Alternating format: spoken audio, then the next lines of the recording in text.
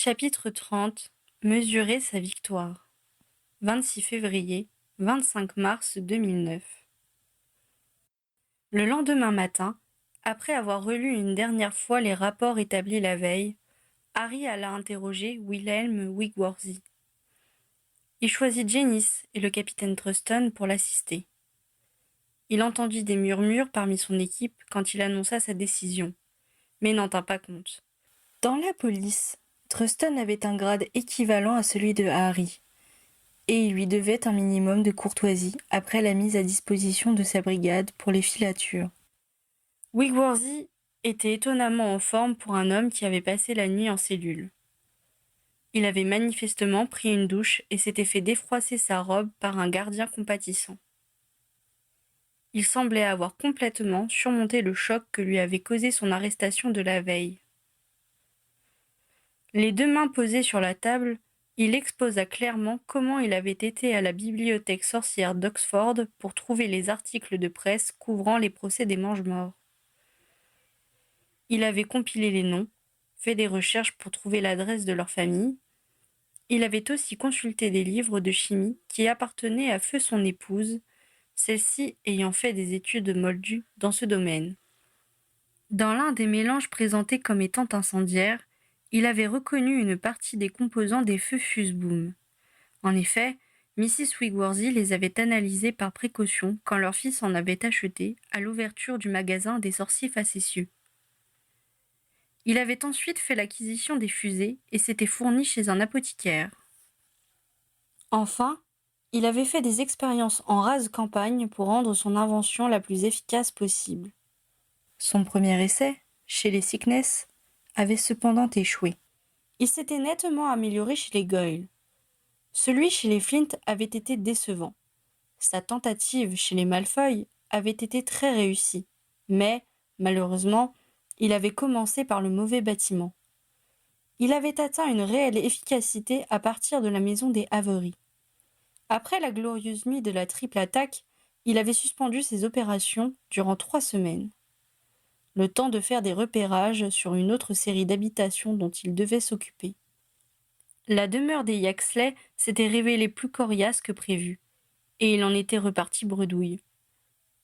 Heureusement, la maison suivante, chez les Dolohov, s'était avérée sans protection et le feu avait merveilleusement pris. Encouragé, il avait planifié une nouvelle offensive et, dans cette optique, il était allé se réapprovisionner. Il avait été très heureux de constater que le même modèle de fuse-boom existait toujours, car cela lui évitait de modifier les doses de ses principes actifs. Il trouvait très contrariant qu'on ne le laissât pas continuer. Harry, incrédule, l'avait écouté dérouler son récit et répondre tranquillement aux demandes de précision que Janice lui posait. Autant, la veille, l'homme lui paraissait psychologiquement fragile, autant il jugeait ce matin-là que son coupable était davantage froidement déterminé que fou. Il lisait le même trouble dans le regard de Truston qui restait silencieux. « Mr. Wigworthy » finit par demander Harry quand l'autre arriva au bout de son histoire. « Trouvez-vous légitime de vous attaquer à des personnes qui n'ont rien fait de répréhensible?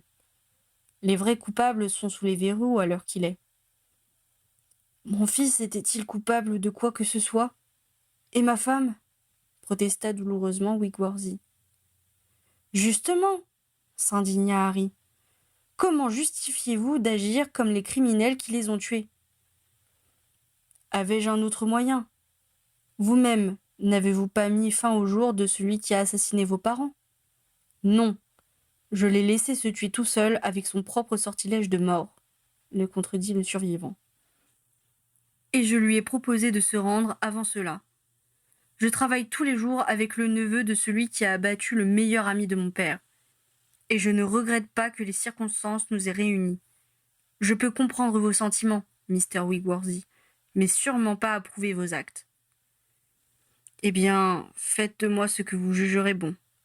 Je n'ai plus aucune raison de vivre, à présent. C'est en proie à un profond malaise que Harry ressortit de la pièce d'interrogatoire. Pendant que Janice ramenait Wigworthy à sa cellule, Truston dit à Harry : « Ne vous mettez pas Martel en tête pour lui. Il a choisi ce qui lui arrive maintenant. » Il n'a pas choisi de perdre sa famille. Il n'est pas le seul à qui c'est arrivé. D'autres ont décidé de vivre dans un futur en paix plutôt que dans un passé en guerre. Pourquoi croyez-vous qu'on vous admire tellement ? Cela cloua le bec de Harry, qui ne se voyait pas discuter de l'admiration qu'on lui vouait, même avec quelqu'un qu'il appréciait autant que le capitaine Truston. Avant de le quitter, le policier le remercia de lui avoir permis d'assister à l'interrogatoire, visiblement bien conscient qu'un autre Aurore n'aurait pas eu cette délicatesse. Harry venait juste de réintégrer le QG quand Fawcett lui fit signe de le rejoindre. « Potter, ça te dirait de passer à la postérité ? » ?»« Ce n'est pas déjà fait ?» s'étonna Harry. « J'aimerais que tu répondes à la presse qui veut savoir comment on a arrêté le coupable, » précisa son commandant. « Pourquoi moi ?» demanda machinalement Harry avant de se reprendre. « Non, je n'ai rien dit. Je connais la réponse. »« Parfait. À ce propos, je te préviens qu'il est impensable que tu nous fasses une autocritique comme hier soir. C'est de l'honneur des aurores dont tu seras le garant, pas de ta condition particulière. »« D'accord. Puis-je parler des portes au loin liés ?» s'enquit-il. « Reste évasif là-dessus. Ceux à qui on les a confiés doivent plus ou moins avoir compris, mais inutile d'insister devant les journalistes. »« Qu'est-ce que je dis sur les ultra-progressistes ? Je suppose que tu seras heureux de pouvoir affirmer que notre enquête a prouvé leur pacifisme. » Harry lui sourit. « Si j'ai bien compris, j'ai le droit de dire ce que je veux, sauf que je n'ai pas été très bon. Tu vois, ce n'est pas si difficile. »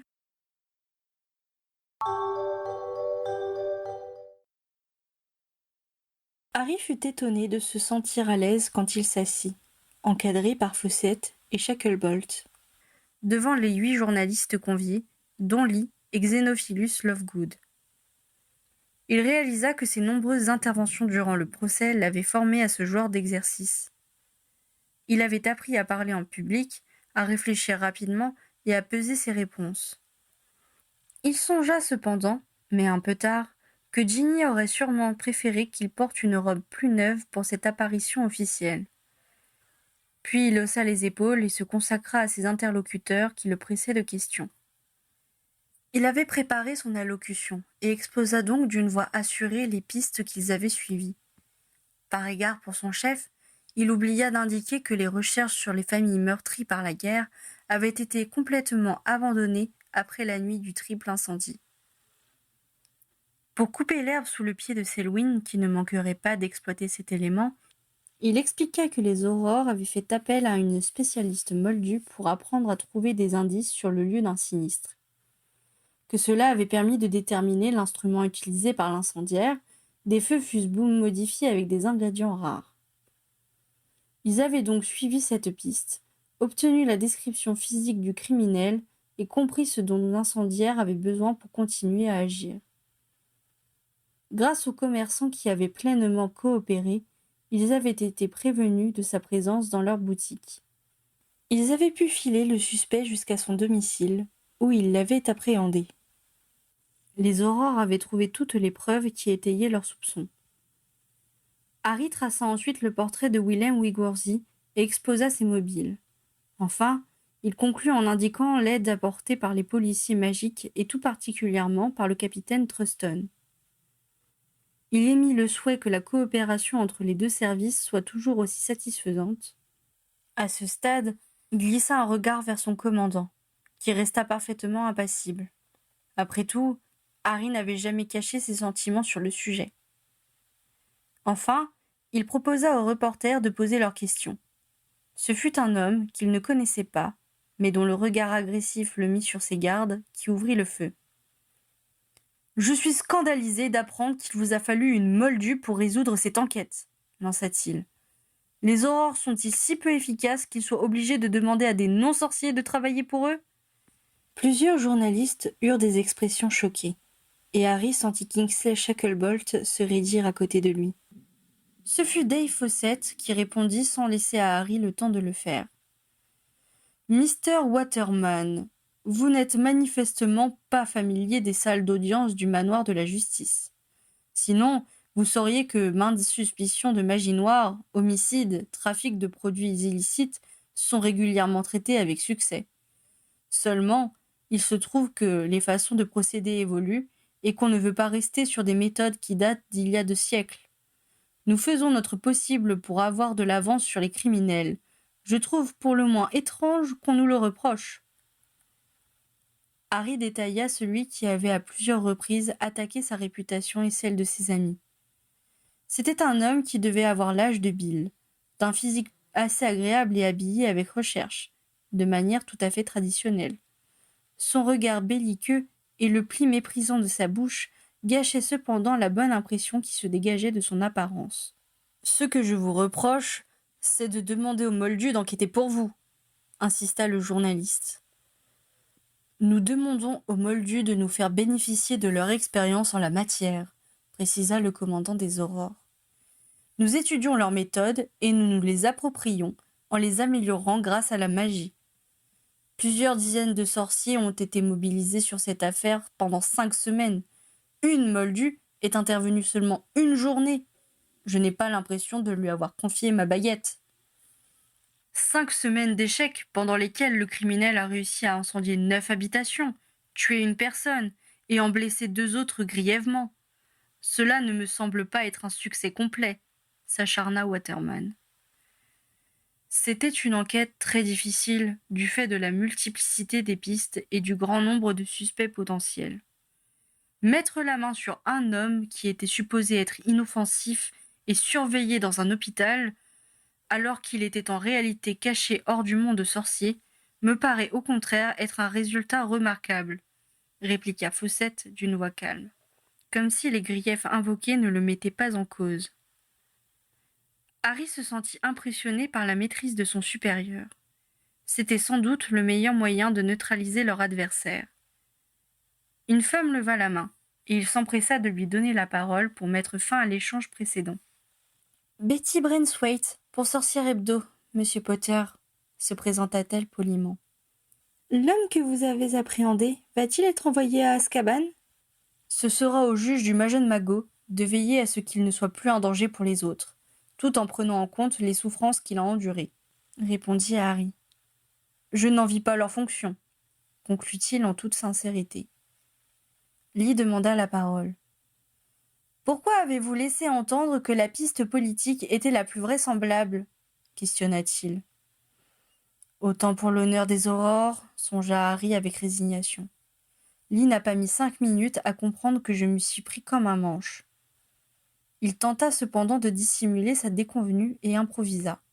« Nous avons envisagé dès le début plusieurs hypothèses, mais nous avons choisi de ne pas les communiquer, pour que le criminel se sente en confiance. » Un autre journaliste leva la main et Harry lui consacra toute son attention. « Quentin Discret, reporter indépendant.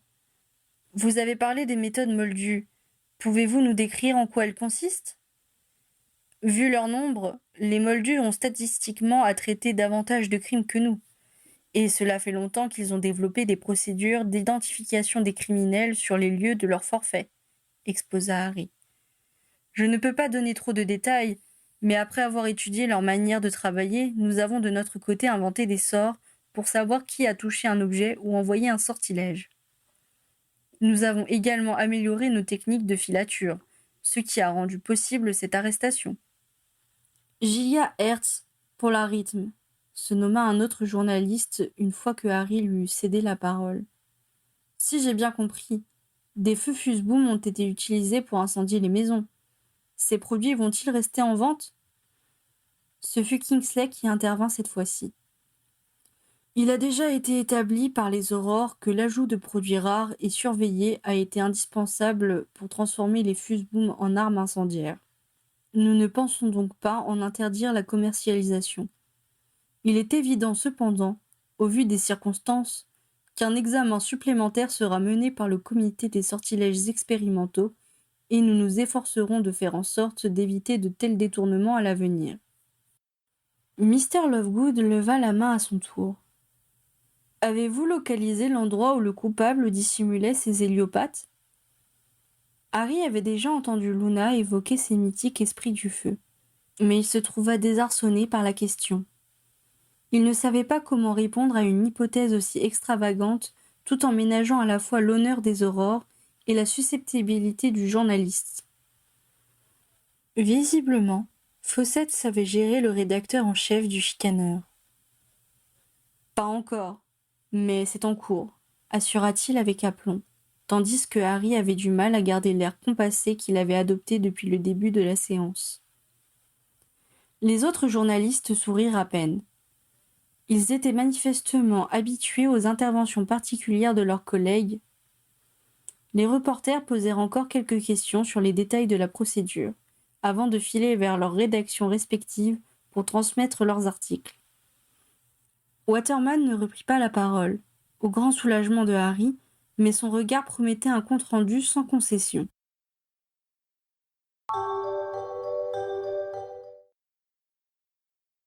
Ginny était en train de coucher les enfants quand Harry rentra chez lui.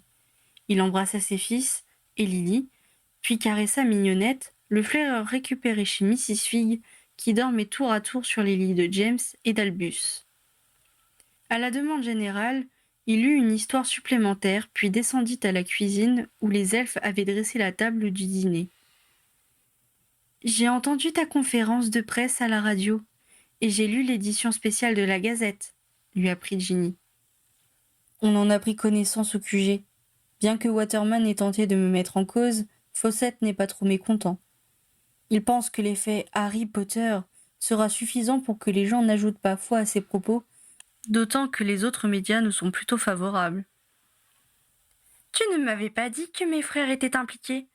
remarqua Ginny d'une voix un peu accusatrice. « Très peu de monde était au courant, même parmi les aurores, » lui assura Harry. « Cela faisait partie des éléments que nous devions garder secrets pour les besoins de l'enquête. Cela ne m'a pas amusé de te cacher ça, tu sais, » ajouta-t-il conciliateur. « J'ai appelé Hermione, et elle m'a dit qu'elle ne savait rien non plus. » Reconnut sa femme d'une voix qui indiquait qu'elle acceptait mieux cette mise à l'écart du fait qu'elle partageait cette indignité avec sa belle-sœur.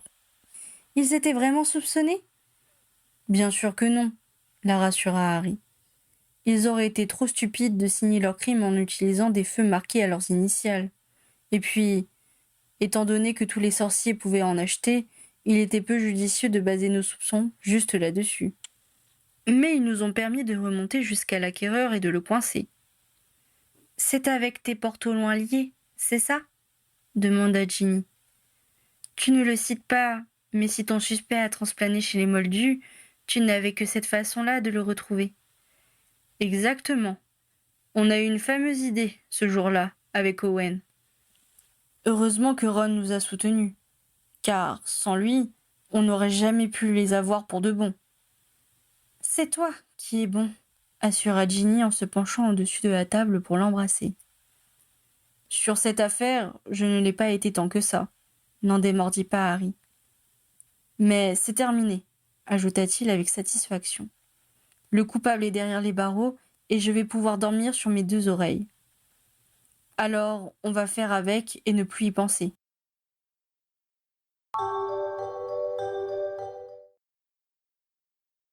Une semaine plus tard, alors que l'équipe de Harry commençait enfin à se débarrasser de la fatigue et de la tension nerveuse accumulée, arriva le jour de la désignation du ministre de la Magie par la formation plénière du Majun Magot. L'assemblée qui devait débattre de cette question se réunit en début d'après-midi, mais à l'heure où Harry partit du ministère, aucune décision n'avait encore été prise. Ginny proposa qu'il se rende chez Hermione et Ron pour attendre le retour de son frère. Quand ils arrivèrent, après avoir prévenu Hermione par miroir, ils se rendirent compte qu'ils n'étaient pas les seuls à avoir eu cette idée. Tous les membres de la tribu, Andromeda et Teddy compris, étaient déjà là ou étaient en chemin.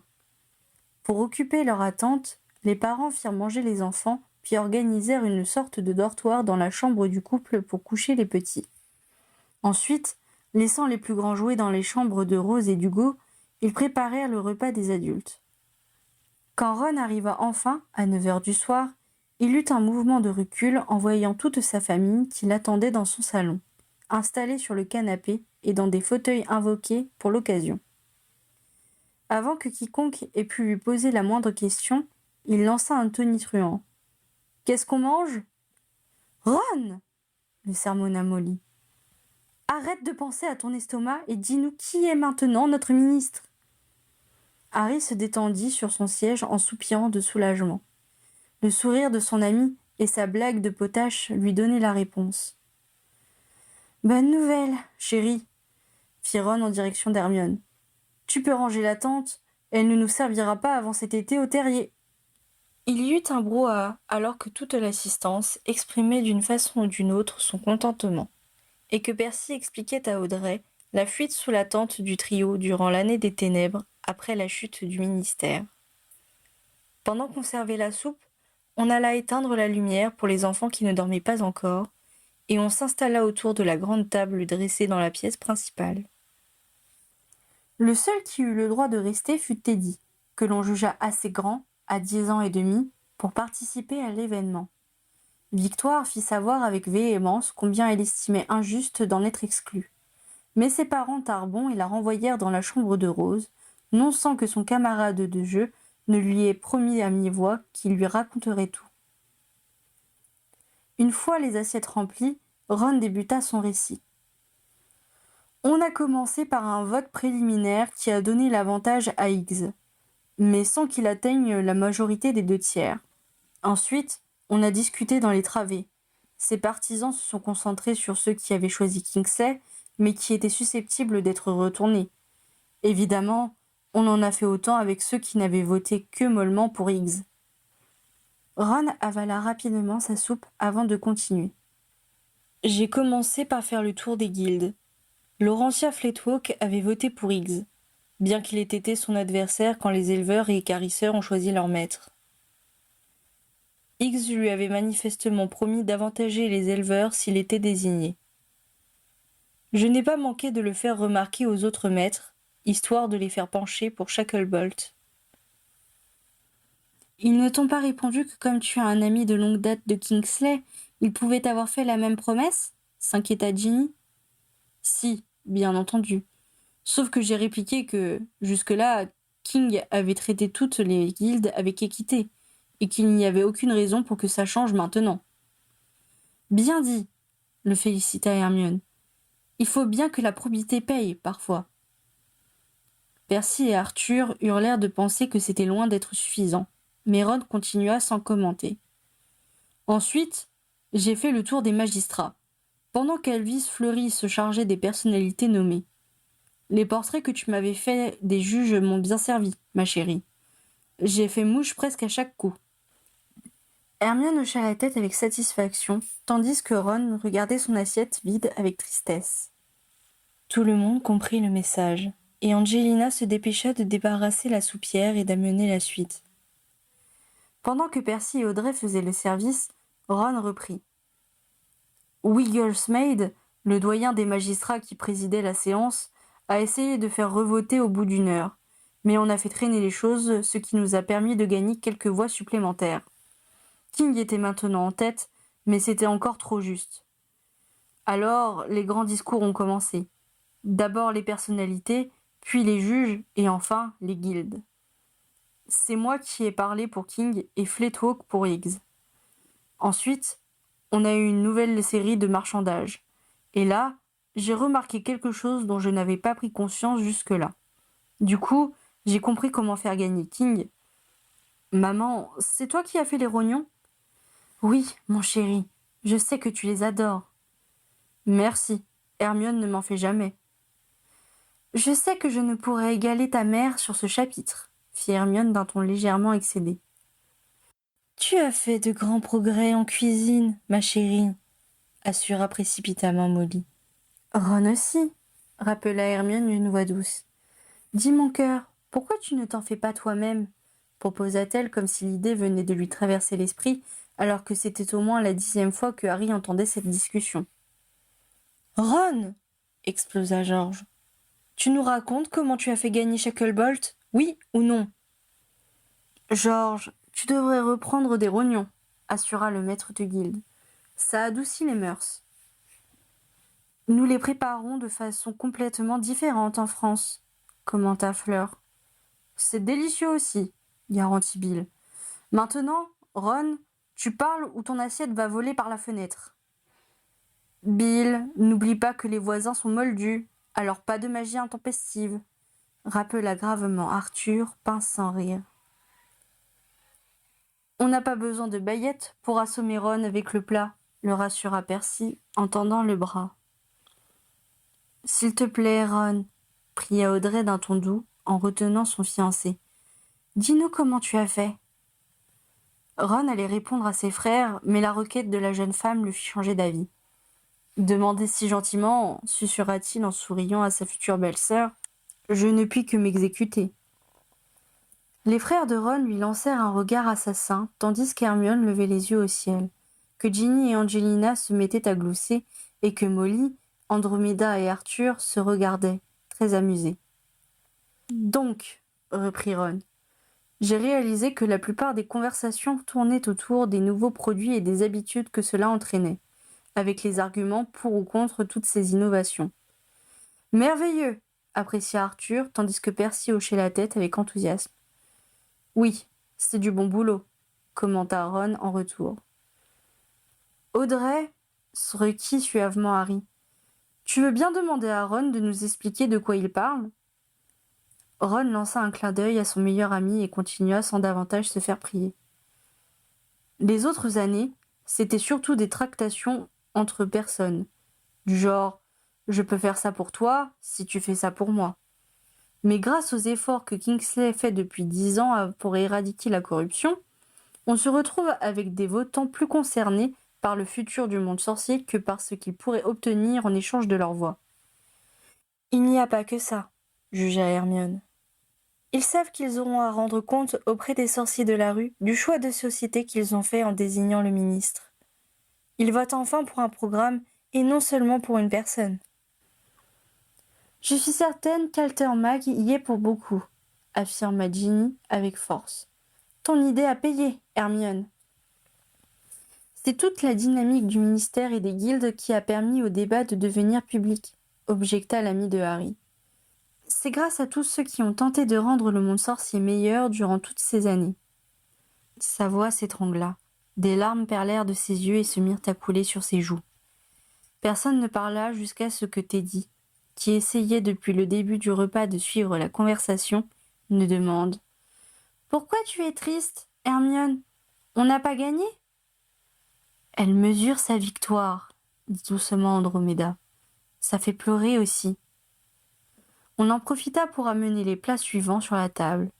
Une fois la jeune femme remise, Ron lâcha sa main qu'il avait saisie et reprit son récit. Quand j'ai compris que les préoccupations se focalisaient autour de la volonté ou de la peur du progrès, j'ai refait un tour parmi toutes les guildes avec une proposition. Même Fleetwalk n'a pu complètement la décliner. C'était tellement dans notre intérêt à tous qu'elle ne pouvait pas décemment refuser. Ron leur sourit d'un air espiègle, manifestement très content de lui. J'ai adressé une sollicitation au doyen pour prendre la parole et j'ai annoncé que, le plus tôt possible, tous les maîtres de guilde se réuniraient et décideraient ensemble des limites que nous entendions poser pour que les nouveautés ne bouleversent pas inutilement notre monde. J'ai fait valoir que Kingsley Shacklebolt nous avait laissé une large marge de manœuvre ces dernières années, et qu'il n'y avait pas de raison que cela change, alors que nous ne savions pas ce que nous réservait Berthold Higgs. Voter pour le ministre sortant garantissait donc que les innovations ne seraient ni arrêtées brutalement, ni imposées sans concertation. J'ai ensuite rappelé que la politique menée depuis la guerre à l'égard des créatures pensantes n'avait pas à mener de révolution et que nous conduire correctement envers elles ne nous coûtait rien et était tout à notre honneur. Ron accepta la proposition de Fleur de lui remplir son verre d'ambroisie et continua.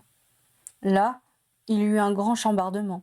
Les partisans de Higgs ont compris que ma présentation de Kingsley, comme garantissant un pouvoir plus souple et plus à l'écoute des opinions des autres, leur avait fait perdre tous les indécis. Il y a eu un tel chahut que le doyen a suspendu la séance une demi-heure. Nous l'avons exploité en parlant à ceux que nous venions de gagner à notre cause et en leur assurant que nous saurons écouter les opinions de notre communauté. En réalité, il y a des désirs tellement contradictoires qu'on ne pourra pas faire plaisir à chacun. Mais grâce au débat public des derniers mois, on commence à avoir une idée assez claire de ce qu'il faut garder en état et de ce qui doit continuer à évoluer. Pas mal ce petit vin, Fleur. Tu l'as fait venir de France ?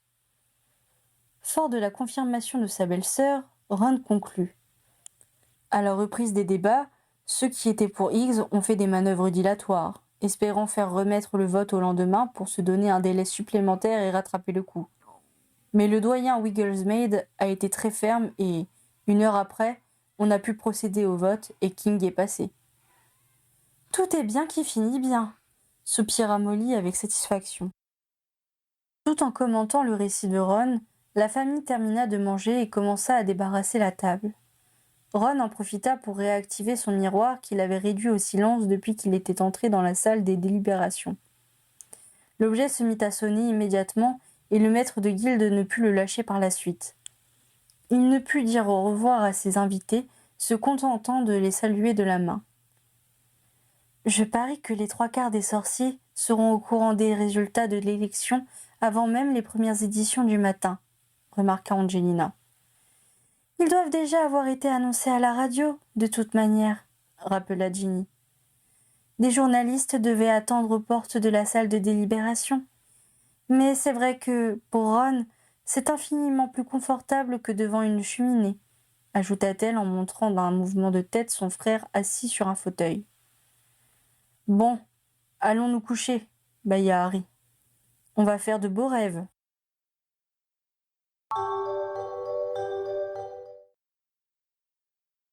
3 semaines plus tard se déroula le procès de Willem Wigwarzy. Le Magen Mago avait attendu que l'émotion des incendies et la passion des élections s'apaisent pour tenir son audience. La salle était cependant pleine à craquer.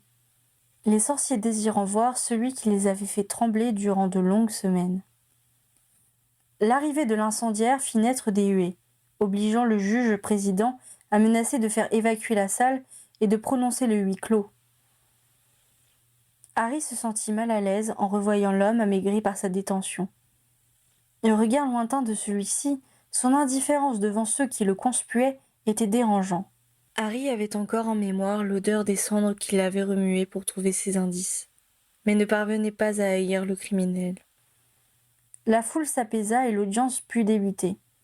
Les victimes défilèrent pour témoigner de la violence et de la dangerosité des incendies déclarés chez elles. Puis Harry exposa les preuves qui avaient été accumulées à l'encontre de Wigwarzy. Vint alors le tour de la défense. Elle commença par évoquer le passé douloureux de son client, avant de faire témoigner Hippocrate d'Alemberg, qui avait examiné Willem Wigwarzy quelque temps avant le procès. Alors qu'il était parfaitement guéri quand il est sorti de chez nous, l'état mental de cet homme s'est dégradé ensuite, affirma-t-il d'un ton supérieur, comme pour défier la cour de mettre en doute sa décision de le laisser partir. Je préconise son réinternement immédiat dans mon service des maladies magiques. Les juges mages se retirèrent pour délibérer. Au terme d'une demi-heure, ils étaient de retour et le juge-président signifia. Il nous apparaît, au vu des diverses déclarations, que Willem Wigwarzy est bien coupable d'incendie volontaire ayant causé la mort d'une personne et gravement intoxiqué 2 autres. Il est en outre responsable de gros dégâts matériels. À la lecture des auditions de son interrogatoire par les aurores, il est établi que Willem Wigwarzy ne présente aucun signe de remords pour le mal qu'il a causé.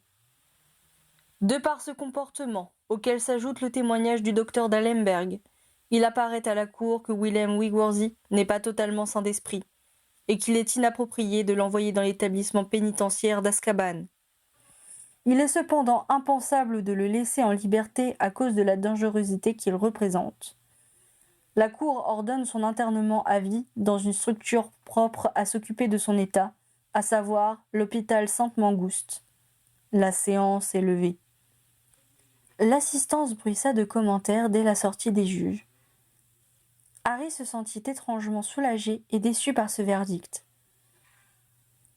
Sans doute était-ce une décision particulièrement juste dans le sens où elle prenait en compte les deuils subis par Willem Wigwarzy, mais, d'un autre côté, il n'était pas certain que l'homme soit réellement dément. Son obsession pour la vengeance, son insensibilité à la douleur des autres et sa froide détermination n'étaient pas sans rappeler à Harry les mange-morts qu'il avait croisés. Harry secoua la tête et se leva lentement. Il avait fait son devoir, il devrait s'en contenter.